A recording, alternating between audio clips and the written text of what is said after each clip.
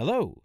Today, we're going to learn how to undelete a user if you accidentally delete them from your domain.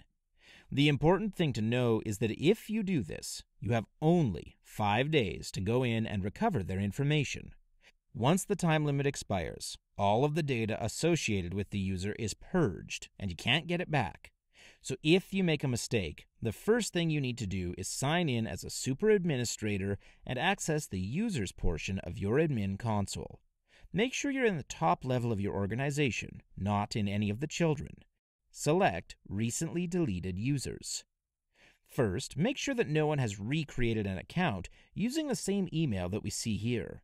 If someone has done so, you're going to get an error when you try to restore the account. You also need to make sure that you have enough licenses. If you don't, you'll also get an error. Assuming that you've met those conditions, though, you can select the user that you want to restore and click on the Undelete User button. You'll have to assign the user to an organization that you want them to be included in, and then the account will be restored. Now, an important note is the amount of time that it takes for this change to take place. It does take a couple of hours for an account to be restored, so you should never wait until 4 days and 22 hours have passed before you try restoring a user. Give yourself lots of wiggle room and correct these types of errors early to avoid running into problems with the time limit.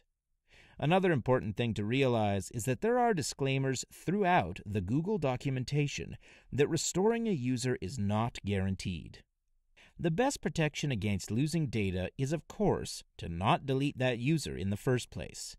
So be careful when deleting users, and if you are deleting users, be sure to back up their data on your own before you do so.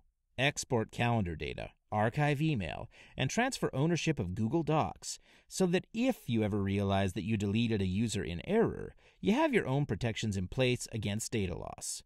That's it for this topic. If you have any questions, just let us know in the comments section below. Thanks for watching, and have a great day.